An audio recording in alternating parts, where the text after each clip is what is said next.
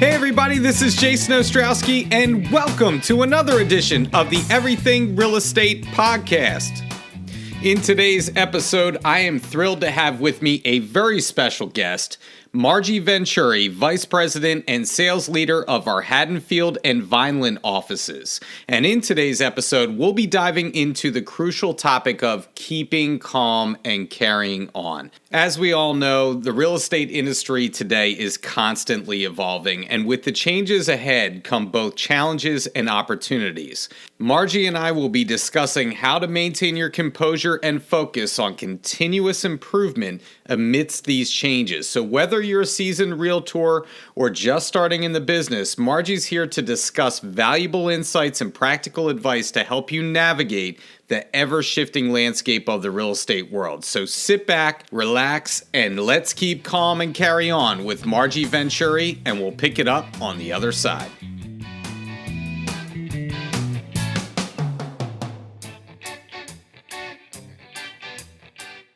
Margie Venturi joins me on the podcast, fearless leader of our Haddonfield and Vineland offices. Margie, so glad we could finally get together and make this happen. How are things your way in New Jersey? Hey, Jason. Thank you so much. I'm so excited to be here. Definitely, I'm going to fasten my seatbelt because I've never done a podcast first, but, really excited, and things are great in Jersey. We're getting used to all of these upcoming changes and, a little bit nerve-wracking, but we're agents, so I think we're kind of used to that. Yeah, absolutely. I mean, we're going to, I don't know. Well, you kind of spoiled the surprise here because I was going to start with, I don't know if you've heard this, Margie, but apparently there are some big changes heading our way in the industry. I don't know if you've heard about them, but of course you have. So changes are indeed coming. And we all know by now what's on the horizon in the coming months in real estate. And you and I are here today to tell the agents to keep calm and carry on. So we may not be able to control the future or the changes it inevitably brings, but you can control the controllables, right? And that's part of what we're going to talk about today, you and I. So Margie, just like so much in life, it all starts with your mindset. And particularly your mindset as things may be changing around you. And that may be in your life, that may be in your workspace. Obviously, there's a lot going on with our industry right now. So my question to you is to start, why is it so important to be aware of our mindset during this time of evolution in our industry? And what are some tips you can give us to focus on right now? So it is absolutely uncharted territory, scary times, and your mind can absolutely take over. And sometimes what we create in our minds is much more scarier than actually what we're dealing with. We're having a monumental shift in our industry, clearly. A lot of the agents that are in the industry now weren't around for large changes. I started when we still had dual agency. I'm a New Jersey licensed agent only. And I remember my broker telling me these stories and I couldn't wrap my head around it. I remember getting ready for work, some months back, and Good Morning America broke this big NAR lawsuit. And, guess what? You don't have to pay a commission. And I almost dropped my coffee cup, and my husband and even the dog looked at me like, uh-oh, But I think really taking control right away. David Rickel, he runs our New Jersey, president of our New Jersey offices that all of the sales managers in New Jersey answer to. And, he had a meeting with us right away. And he really, I think, really clearly broke down just the psychology of it all, where you're talking about mindset and just wrapping around, hey, what the heck just happened? And he broke it down into four different phases. And the first one, he said, was forming, right? So something new just occurred. We're not used to it. Change just happened. What the heck? And we're all just kind of like looking at each other like, this is our career. This is how we pay our electric bill. Now, everything we knew and everything we practice is going to change up. So wrapping our heads around it. Then there's storming. Okay, how can this be done? What does this even look like? And we're still maybe kind of a little sick to our stomach, but what could this model look like, right? Then it's norming. And that's the third part to this, he said. And he said, embrace the change. Okay, you know what, Jason, maybe we can do this. We're sitting in the office, we're having coffee, or we're on this podcast. Maybe we can do this. We're going to have to list buyers now. We're going to have to list buyers just like we list sellers. So is that the image in our mind, like this parallel thought process? And with that, it's, getting our agents trained up, right? That's the norming, getting used to the new norm, getting used to our new scripts. And then once we have that, it's performing.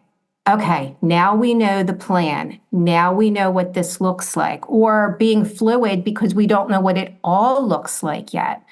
And then performing and just really taking what we practiced and running with it. So getting that mindset, kind of into that psychology of those 4 phases, I think is really good groundwork. So we don't go off roads into, those crazy places in our minds that we can go to that as realtors usually happen in the middle of the night. Like, oh my God, did they send the mortgage commitment over? Did I order that termite? So having a game plan and just understanding that, we'll do this together. This isn't any one agent, one company. This is an industry change. And when we all swim together, we'll get to where we need to be. Yeah, I mean, you kind of mentioned, I feel like so many realtors right now are in the 5 stages of grief. You mentioned the 4 Yes. different, tiers there. And I love what you said there about, we have to list buyers. I was on I had the opportunity to be on a panel event at my realtor association yesterday. And I talked about the buyer presentation and how important that's going to be moving forward.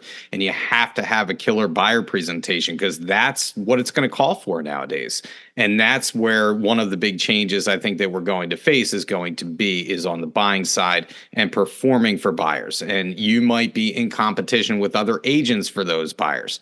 And so you have to be prepared for that. So for all of the hand wringing and anxiety out there and the unknowns I hear agents obsessing about right now, it's the known fundamentals of real estate that we already know about that we should be focusing on today.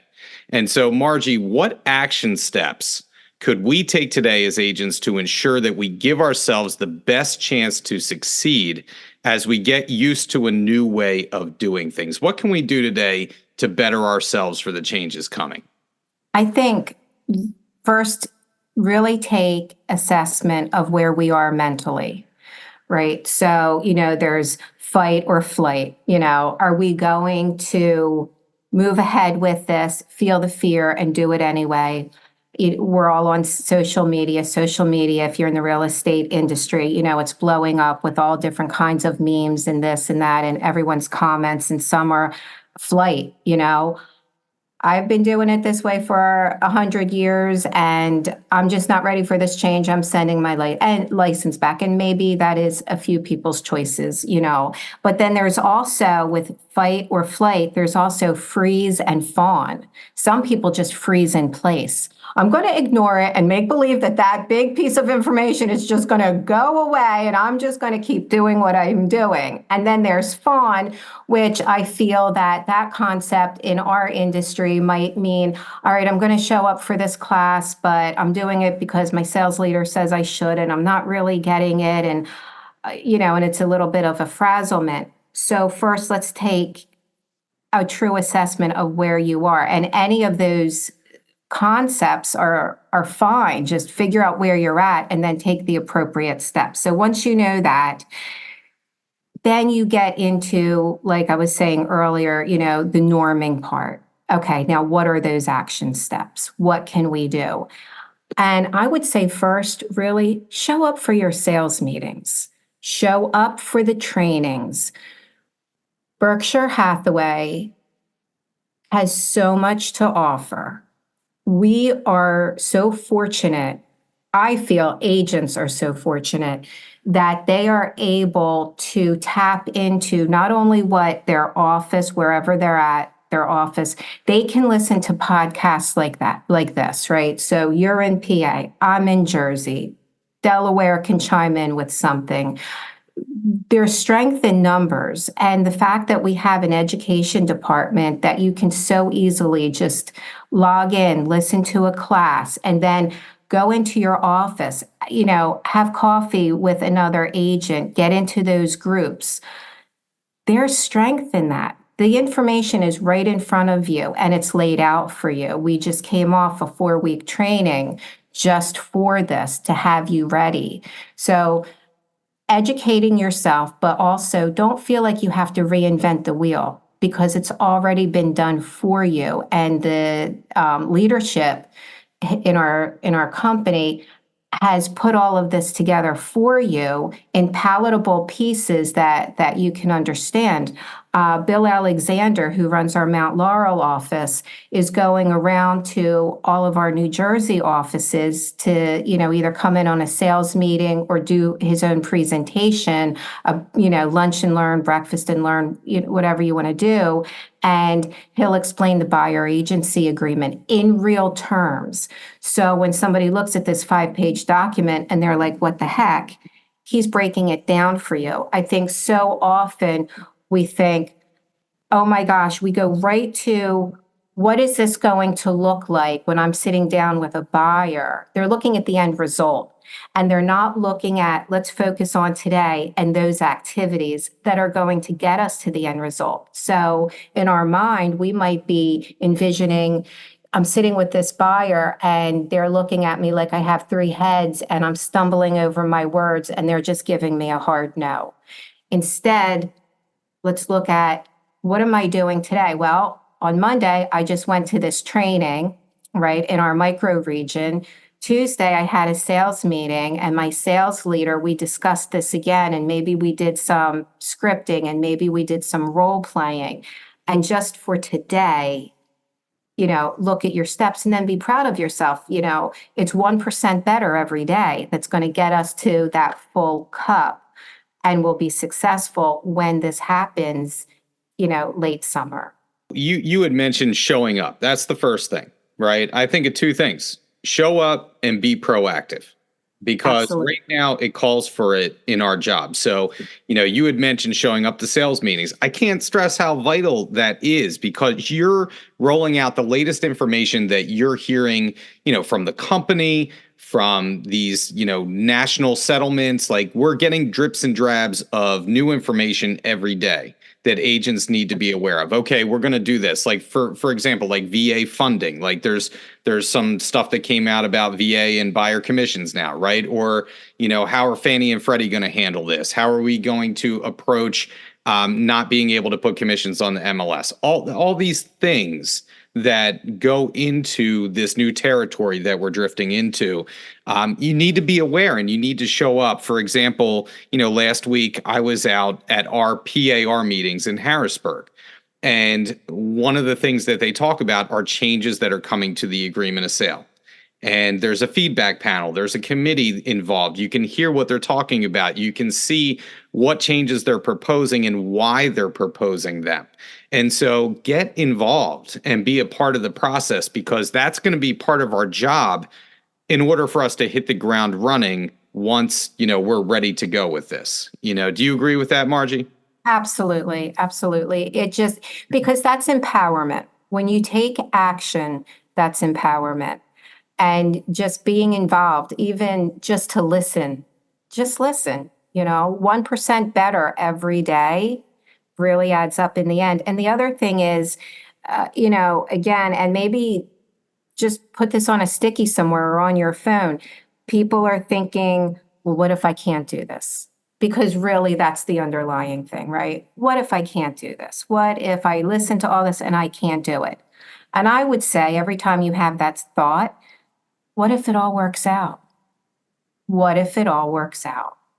Times do we think of our fears, right? And then those things never happened. We often get into a space where we work ourselves up into a lather over something that really we shouldn't be doing. And I think that we talk about mindset and just keeping calm, right? And carrying on. Just keep doing what you're doing every day. It's going to work out for all of us. I promise you. Just keep your head down and keep at it. And so, where there's change in our industry, there is also opportunity, or at least I feel that way.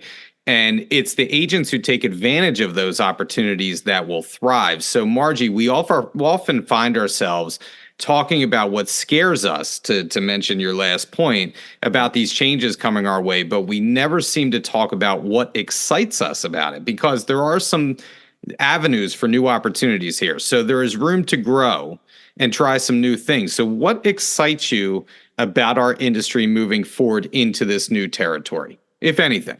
Yeah, I think that you're absolutely right. I like to listen to Jared James. We were talking about this before. He's one of my favorite podcasts, along with this guy named Jason. I don't know if you know him. Jared has something that I've adopted that he says, it's always the market is always amateurs versus the pros. It's not the seller market, the buyer market. It's amateurs versus the pros. And amateurs, I always tell my agents, the word amateurs does not equal new licensee. You can be you can be a new licensee and be a pro because you show up every day, you're practicing, you're becoming 1% better every day. And the pros, you can be a pro, a vet agent with many years under your belt and, all the wisdom that there is in our real estate world, or you could be 30 years into it and really be in the amateur category, right? So the pros are the ones that are getting up, doing the work every day. You're seeing the success on the outside, right? But you're not seeing them listening to podcasts, doing the study, joining their local boards, like you were just saying, being on a panel, or just showing up for that in your trainings. So when that happens and that skill set starts to develop, well, therein lies the gold, right? There's the new opportunities. There's a new way of doing things, and maybe a better way. And that's where things blossom. And, I think that's really where the sweet spot is. Not what's going to happen, because yes, we're going to have some bumpy roads in the next 6 months, year, but let's look 5 years down the line. What might that look like? That's exciting. Yeah, and we don't have all the answers right now, right? We're just not going to. And people need to accept that. I know that there's a lot of agents out there, I hear, they just want answers. They just want concrete steps. We're going to be finding them out. We just don't know them right now.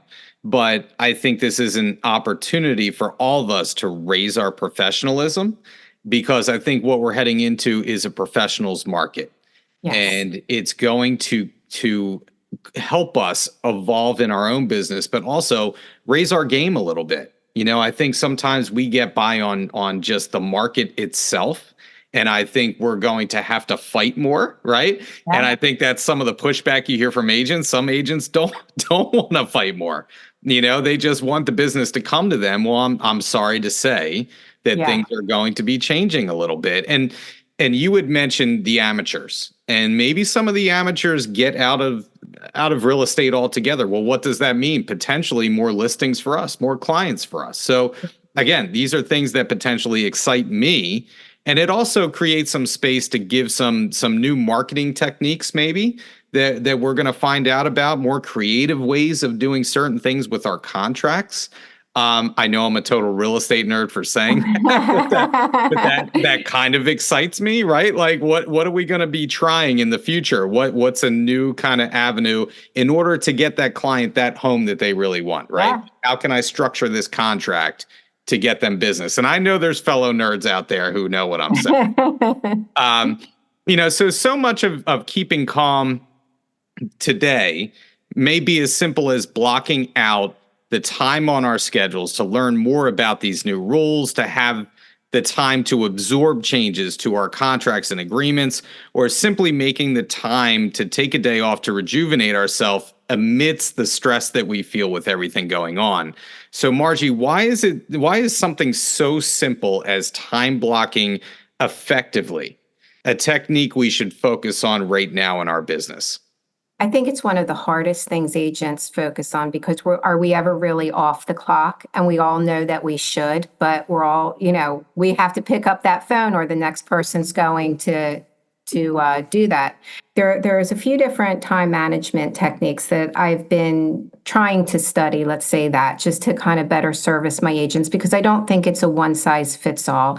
And our tasks are, drastically different throughout the day. So we often hear about time blocking, right? If you're doing any type of lead gen training, time block out your time first thing in the morning, your hour of power, whatever that looks like.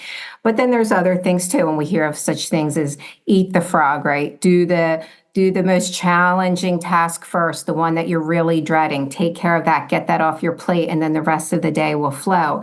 There's one called the Pomodoro, and have you ever heard of that, the Pomodoro? No, Okay, no. so it's kind of funny. It's this guy, Francesco Cirillo, who developed the system when he was in college back in the late 80s, and he was studying for an exam.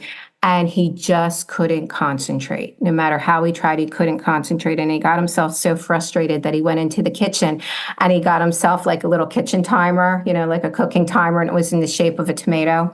And he just set it for 2 minutes. And he's like, I'm just going to focus on this page for like 2 minutes. If I can get through 2 minutes, I'm going to give myself a 30-second break. And that eventually developed, and he kept practicing and practicing till he made it to an hour. And then he said, I really have something here. And in further research, he found that 25 minutes of focused attention on a task was really the sweet spot. So if you set your timer for 25 minutes, then you give yourself a 5-minute break, get up, walk around, do whatever, and then you can go back in again for another 25. But then every 25 minutes after that, you give yourself a bit of a longer break. So maybe it's 7 minutes, 8 minutes, and so on. And that really helps people who struggle with concentration. So that's kind of a good technique for that. There's a 1-3-5 rule, and that's for a person with different tasks. And I think of realtors because many of our tasks are different, and many of our tasks need different aspects from us. So, for example, if you're doing a contract, you need to be focused. You need to pay attention. Your spelling. What do I want to say in the additional contractual provisions? Do I have everything? So there's that, as opposed to maybe making a video where your more creative juices need to flow and you need to be more focused on that. So the 1-3-5 rule says, do your one big task first. So if you're going out on that huge listing appointment and you really need to find comps and you need to hunker down and just really concentrate on the MLS and put your presentation together, that requires significant attention. So that's your number one.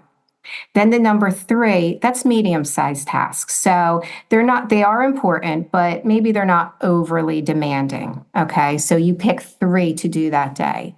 And then the 5 is 5 small tasks, and they're easy. They're answering emails, they're returning phone calls, maybe they're, giving feedback on showing time, maybe they're organizing and cleaning out your desk. So you have 1, 3, 5, and maybe that takes up your day. And then you go home and you relax and you have time to yourself. And whatever's left over, you do your 1-3-5 the next day. But whichever you choose or whatever works, I think most importantly, the bottom line is breaking down your to-do list into categories. When you do that, you create a clear framework for prioritizing and managing your tasks that day, and you don't get overwhelmed. And maybe in that 3 section, those medium tasks or whatever time block or time management system you choose, put in time for buyer agency. You will feel so empowered. Maybe it means I'm going to go get a piece of pizza with, one of the agents, and we're going to discuss what this looks like. Maybe instead of reading 5 pages of a new buyer agency agreement, we just concentrate on 1 paragraph and concentrate on it for the whole week. And then so on and so on and so on. Well, guess what? In a few months, who's the amateur and who's the pro? That is such a great point. And I was thinking as you were saying all this, like, yeah, your medium-sized steps, like let's take a bite-sized portion of some of the changes that are coming and just study that and then move on, right? And so I think it's as simple as that.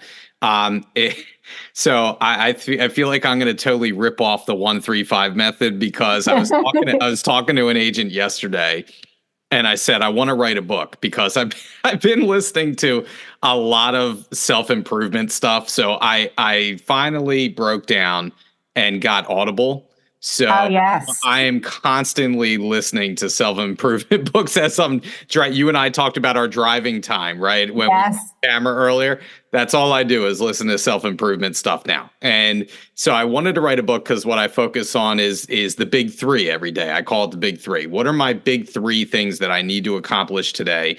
And then my big three things for the week. And then my big three long-term goals. So I kind of have that 135, but mine's like 333 kind of thing. Whatever works. Yeah, I was just gonna say, so I'm totally ripping off that concept and branding it as my own. But Definitely, yeah, please. yeah. So I think there's some great stuff in there, and I think time blocking is bar none the one thing that I struggle with constantly. And I know agents out there listening are the same way because a lot of us are the same type of personality.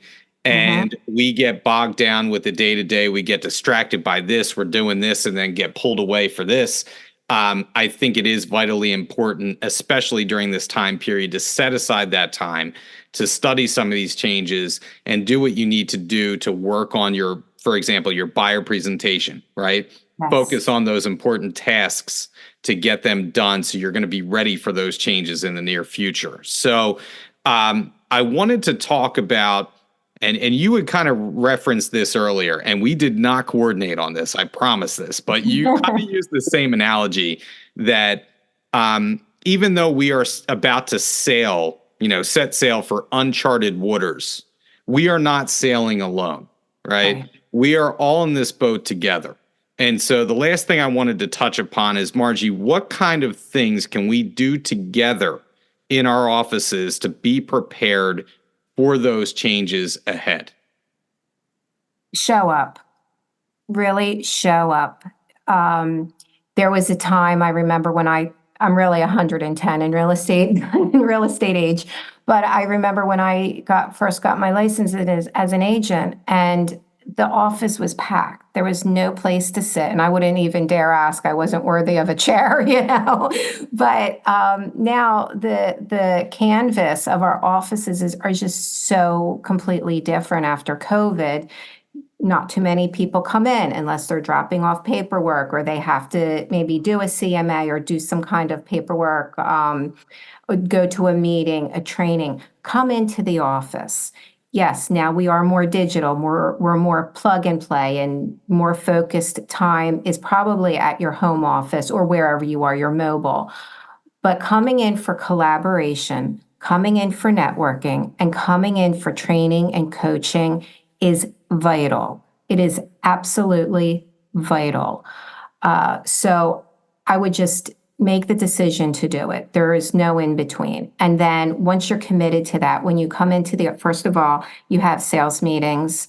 You might have virtual meetings or trainings. Now with buyer agency, it's everywhere. And again, you are lean on the strength of our company in that if you missed a meeting here, if you missed a training in your own office, go to the next office over or talk to your sales manager on what that might look like. There's plenty here for you. You do not have to reinvent yourself in any way. We have our own legal department. We have our own education department. It's already formed for you. You just have to make the decision to commit to it and practice it. And the other thing is, we're all leaders. If you're a Berkshire Hathaway agent, then you're a quality agent. You really are.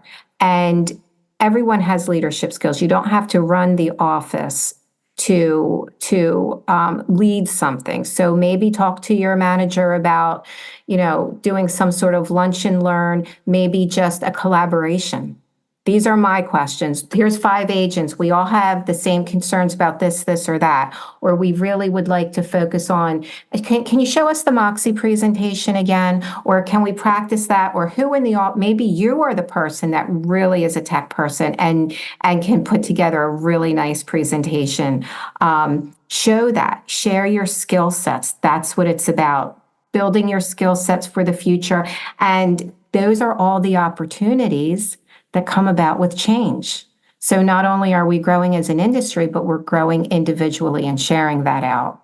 I think you make a great point about the leadership. I know as a former manager, I'm sure you feel this way. We love when agents take the reins on certain things, right? Absolutely. If you wanted to put together a panel event with agents in your own office to talk about these changes, what are you doing to prepare? That would be something right there, a brainstorming group. If there's 3 or 4 of you that kind of connect and you do business a certain way, get the creative juices flowing, have a brainstorming session about what you plan on doing with the changes ahead. We can talk about it. You had mentioned the backing of Berkshire Hathaway, and absolutely. But I look at it as we can do scripting together. We can practice our wording for our buyer consultation. What are we going to work on in terms of getting some new language down to talk about commissions, to talk about the different changes that are upon us. So take advantage of the fact you had mentioned, post-COVID, every office is the same.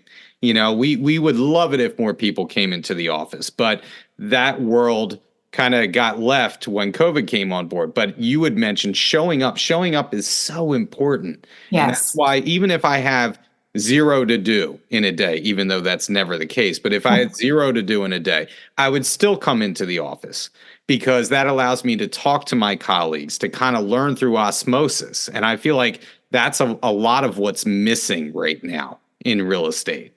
Do you agree with that? 1,000%. The old adage about the new licensee comes into the office and all of a sudden they've got, their first sale and their first listing, and it's been like 30 or 60 days. And then the vet agents are like, oh, beginner's luck. Well, they had an open mind. Right? They had that beginner's mindset. Their mind was empty. So they were open to everything. They didn't know what to fear. They didn't know that they were supposed to be, nervous as anything, asking for this or, suggesting that home or whatever. And I think if we go back to that beginner's mind where there are so many possibilities and opportunities from this, where sometimes maybe an expert's mind, there's only a few possibilities. Right? Because we've been jaded. So going back to that open mindset, working past the fear, and definitely collaboration on all levels. Well, you don't know what you don't know when you're beginning, right? And sometimes that works to your advantage. And also, I do think that the real estate gods, we all talk about the real estate gods. Real estate gods reward those that actually put in the work and put in the time. And I feel like there's a balancing act that takes place in our career. Like if you keep doing the right things, everybody goes through peaks and valleys. But if you keep doing the right things, the real estate gods reward you for your hard work. And the same thing goes for showing up every day. And so I feel like there's a lot of that. So, okay, last question to you. I read something very interesting in your Fox Roach bio. All right. So I snooped on you, as I always do for all my guests here. So in 2005, you helped establish the Vineland Downtown Farmers Market. And I think your husband is a fourth generation farmer. Yes, he is. Okay, so that's amazing. All right.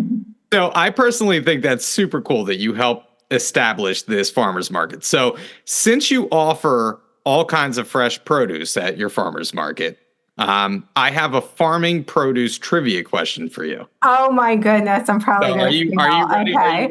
Are you ready for this question? Yes. All right. So the root vegetable known as rutabaga is a hybrid combination of what 2 more commonly known vegetables?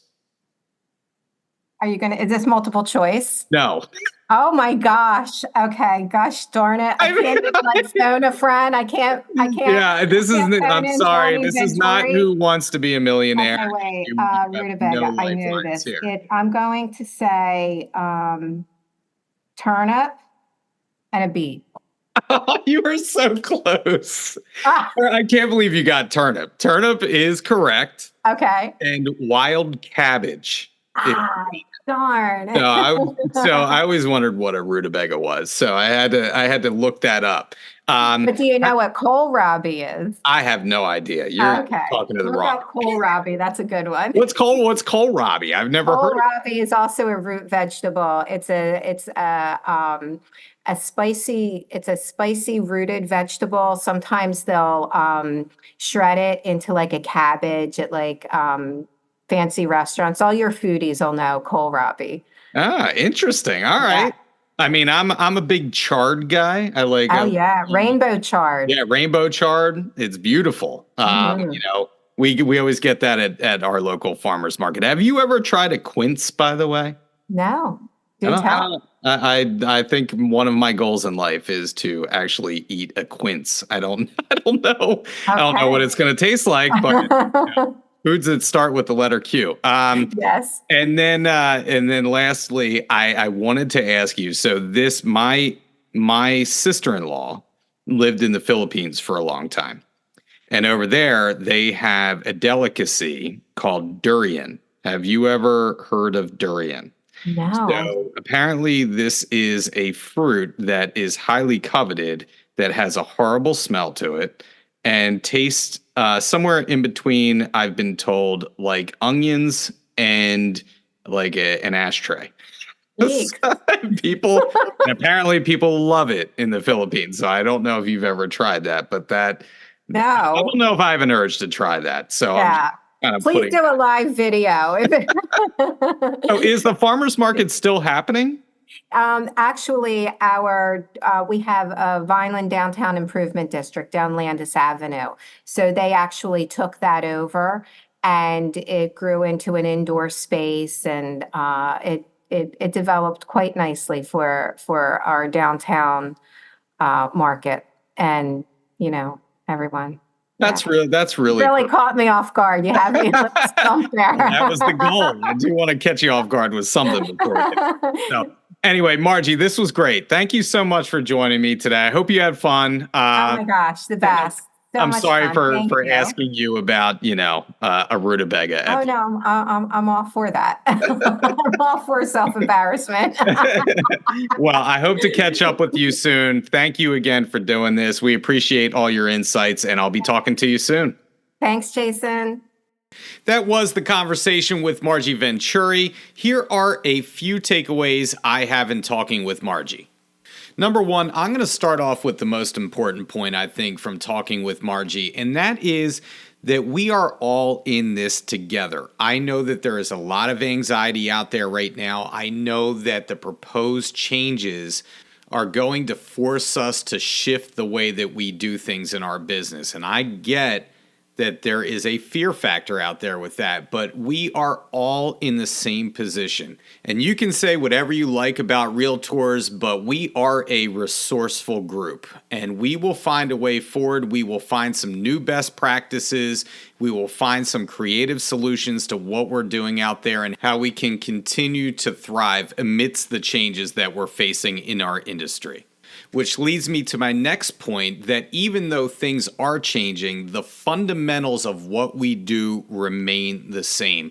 And that means the same things that made you a good realtor, to give your clients the best service possible, to increase your knowledge base, to work on your listing presentation, to work on your buyer presentation, to work on your knowledge of the agreement of sale. All that is staying the same. But what we need to do is focus on doing more of that. Focus on becoming even more professional. Focus on maybe taking a continuing education course. Focus on getting an accreditation, getting your broker's license. That's what we should focus on, is increasing our professionalism to make ourselves better realtors and to be able to adapt to any changes that may be coming our way. Last but not least, I want to go back to the beginning of the podcast where we talked about your mindset. And so much of life in general is about how you perceive it and how you face challenges and how you move forward and how you continue to keep that positive attitude despite what may be happening around you. And sometimes, just like we may reassess how our year is going. We may work on our business plan, say halfway through the year, and see how we're kind of shaping up to where we thought we would be. I think we also have to do a check on our mindset moving forward, because we hear so much happening out there. We hear all these reactions from different agents in our industry, in our company. Focus on you. Focus on keeping your positive mindset and recheck where you are mentally right now, because there's going to be changes. It's okay. And I think the overarching theme of this episode in general is we're going to be okay. And so I just want to make sure that I mention that to you. Keep a positive attitude out there. It has so much to do with what happens to us. And if you can control the things that you can control, you're going to be fine. Well, that's it for the podcast this week. We will be back in another couple of weeks with a new topic, a new guest. And as always, if you want to hear a topic that we haven't covered yet, please reach out to me, jason.ostrowski@foxroach.com. And if you haven't liked or subscribed to the podcast yet or left us a review, please do so. It helps us to reach more people. Once again, this is Jason Ostrowski saying stay safe out there, stay selling, and we'll catch you on the next episode of the Everything Real Estate Podcast.